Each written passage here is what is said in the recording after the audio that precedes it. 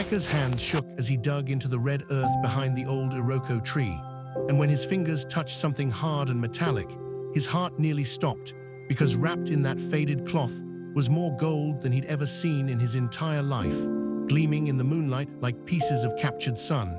And he knew at that moment that his mother's spirit had not lied to him at the river, that everything was about to change. But he had no idea that the same stepmother who starved him would soon be on her knees begging for his mercy. But let me take you back to the beginning, to the suffering that made Emeka's heart so pure, to the cruelty that prepared him for greatness. In Umuaha village, Anambra State, where the Harmattan wind carried both dust and secrets, 12-year-old Emeka woke to the sound of his stepmother's voice, slicing through the early morning darkness like a sharp machete. "Emeka, you, goat boy, are you still sleeping when there's work to be done?" Obiageli stood at the entrance of the boys' quarters, where Emeka slept on a thin mat that smelled of old tears and loneliness. "Get up now and fetch water from Mmiri Enk, 20 trips, and if you're late, you'll see what will happen to you." Emeka sat up slowly, his small body aching from yesterday's beatings and today's hunger that had become his constant companion. It had been 2 years since his mother, Nneoma, died from that terrible sickness, and ever since his father, Chief Okonkwo, married Obiageli, his life had become a living nightmare. "Yes, Ma," Emeka whispered, because speaking louder than a whisper only brought more trouble, more slaps, more nights without food. "And don't think you'll go and play that useless football with those street boys today," Obiageli continued, her voice dripping with venom as she adjusted her expensive wrapper. "My daughters Chidinma and Nnenna need their clothes washed, the compound swept, and the yam barn cleaned. You're not here to enjoy yourself like you're somebody's child." But Emeka was somebody's child. He was his mother's son, and every day he remembered her gentle hands, her soft voice, the way she used to sing to him before she got sick. Now he slept in the boys' quarters, while Obiageli's daughters slept in his old room with the soft mattresses and mosquito nets. He gathered his clay pots and headed toward the Village Chinese letter, moving like a shadow through the awakening streets. His shirt was torn, his shorts faded and too small, and his feet were bare because Obiageli said shoes were for children who deserved them. "Emeka, my boy," Papa Chakwudi called from his shop where he was opening for the day. "Come here, let me give you some akara. You're too thin, and that woman is wicked." "Thank you, sir, but I can't," Emeka said quietly, his stomach growling like an angry beast. "If she smells food on my breath, she'll beat me and say I stole from her kitchen." Papa Chakwudi's face darkened with anger and pity. "Your father needs to open his eyes and see what's happening in his own house." "Papa is always traveling for business," Emeka replied, and his voice carried the weight of a child who'd learned too early that the world could be cruel. "And Ma, Obiageli says, if I tell him anything, she'll make sure I regret the day I was born." At the river, Emeka set down his pots and breathed in the cool morning air. This was his only peace, this place where the water whispered secrets and the birds sang songs that sounded like his mother's lullabies. He began filling the first pot, his arms already tired from yesterday's 20 trips, his heart heavy with a loneliness that had no name. He didn't know that today, the river would give him back something he'd lost. He didn't know that his mother was already there, waiting in the spaces between the visible and invisible world. Emeka had just lifted his second pot when he heard it, a voice so familiar it made his heart stop and then race like it wanted to burst from his chest. "Emeka, NWAM, my son." He spun around so fast he nearly dropped the pot, and there, standing by the aqua tree in a wrapper of pure white light, was his mother. Not sick and thin like he remembered from those last terrible days, but glowing and beautiful and whole. "Mama," his voice broke, and tears started falling before he could stop them. "Mama, is it really you?" "Yes, my son, I've been watching you suffer, watching that wicked woman treat you like you're nothing, and my heart breaks every day in the spirit world." Nneoma's voice was exactly as he remembered, warm like sunshine, soft like cotton. "But your suffering is almost over, Emeka. I came to tell you something important, something I should have told you before I died, but the sickness took me too fast. Emeka fell to his knees, his body shaking with sobs that he'd been holding inside for 2 long years. Mama, she doesn't give me food. When I play football with my friends and come home late, she says I don't deserve to eat, and she threatens to flog me if I tell Papa. I'm so hungry, Mama. I'm so tired. Hey, my people, if this story is touching your heart, drop a like right now and comment where you're watching from. This is about to get deep, so subscribe and join this family, because what Emeka's mother reveals will change everything. Now let's get back to the river, because this mother-son moment is about to unlock a secret that's been buried for 2 years. I know, my son, I know everything, and that's why I'm here. Neoma moved closer, and though she was spirit, Emeka could feel her love like warm sunlight on his skin. Before I died, when I knew the sickness would take me, I buried something for you, something that will change your life and make you greater than all your enemies combined. What did you bury, Mama? Emeka wiped his tears with the back of his hand, hope flickering in his heart like a small flame in the darkness. Gold, Emeka. Your grandmother left me gold before she passed, and I hid it so that when you were old enough, when you needed it most, you could use it to build your life. Her smile was like sunrise breaking through storm clouds. Behind our old compound, you remember the ancient Iroko tree where we used to sit and talk. Yes, Mama, I remember everything.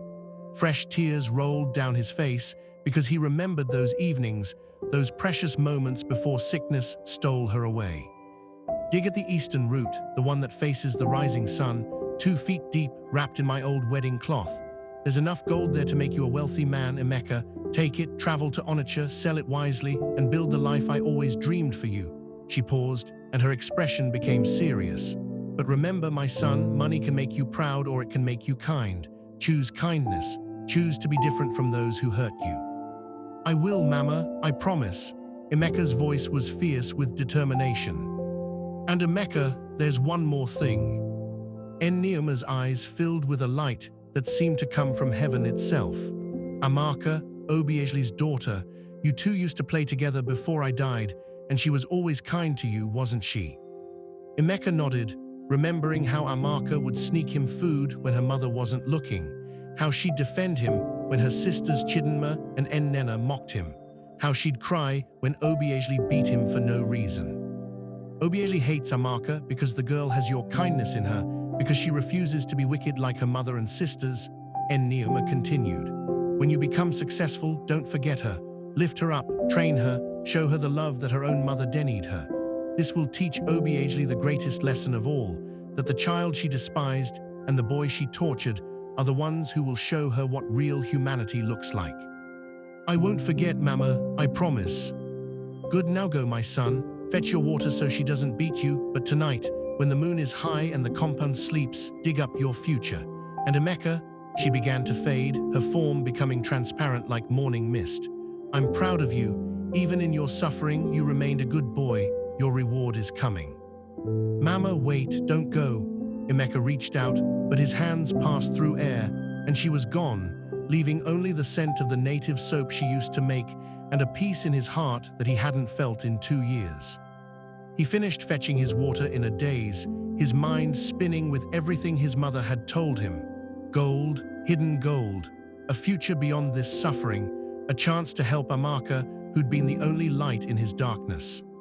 That afternoon, when he returned from his 20 trips, exhausted and thirsty, Obiageli was waiting with her usual cruelty. So you finally decided to return, useless boy, she sneered from the veranda where she sat like a queen on a stolen throne. Now go and wash all the clothes before you dare to think about eating. Emeka worked through the afternoon, washing clothes until his hands were raw, sweeping the compound until his back screamed with pain, and cleaning the yam barn until dust filled his lungs. By the time he finished, the sun was setting, and his friends were calling him from the street. Emeka, come play football, we need you, Chindu shouted, and the other boys echoed the call because Emeka, despite his suffering, was the best player in the village.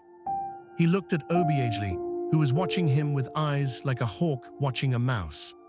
Please, Ma, can I go and play for just a small time? He asked, knowing the answer but hopping anyway, because hope was all he had left. "Go," she said with a smile that had no warmth in it. "Go and play your useless football. But when you come back late, don't expect to see any food, you hear me? And if you dare tell your father when he returns that I didn't feed you, I will flog you until you can't sit down for a week." Emeka's stomach was already growling, but the chance to run and laugh with his friends, to forget his pain for even an hour, was too precious to pass up. "Yes, Ma, I won't tell Papa, I promise." He ran to join his friends, and for one glorious hour, he was just a boy playing football in the evening dust. Scoring goals and laughing like suffering was something that happened to other people. But when he returned home as darkness fell, sweaty and hungry and hopping, maybe Obiageli had changed her mind, he found the kitchen locked and his stepmother waiting with that same cruel smile. "You came back late, so you don't eat tonight," she said simply. "Go to your mat and sleep. Tomorrow you'll learn to manage your time better." Chidinma and Nnenna watched from the doorway, their plates full of jollof rice and chicken, their faces showing no pity for their stepbrother who stood there trembling with hunger and helplessness. But Amaka, sweet Amaka, stood behind them with tears in her eyes, and when Obiageli turned away, she mouthed the words, "I'm sorry, Emeka, I'm so sorry." That night, Emeka lay on his thin mat with his stomach eating itself from the inside, but his heart was full of something stronger than hunger, hope, because his mother had come, had spoken, had shown him the way to freedom. And when the compound finally slept, and the moon rose high and bright in the sky, Emeka crept out like a shadow and made his way to the old Iroko tree behind the compound, carrying a small shovel he'd hidden earlier. His hands shook as he began to dig at the eastern root, the one facing the rising sun, going deeper and deeper into the red earth that held his mother's final gift. 2 feet down, his shovel hit something solid. He cleared away the dirt with trembling fingers, and there it was, wrapped in his mother's faded wedding cloth, just like she'd said. He unwrapped it slowly, reverently, and what he saw made his breath catch in his throat. Gold, more gold than he'd ever imagined existed in the world. Pieces of it gleaming in the moonlight like pieces of captured sun, heavy and real, and absolutely life-changing.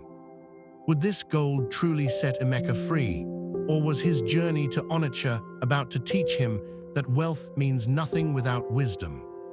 The answer would come with the morning sun, and it would change not just Emeka's life, but everyone who'd ever doubted him. This story doesn't end here, more is coming soon. So make sure you hit that like button, drop a comment, and subscribe to be part of the journey.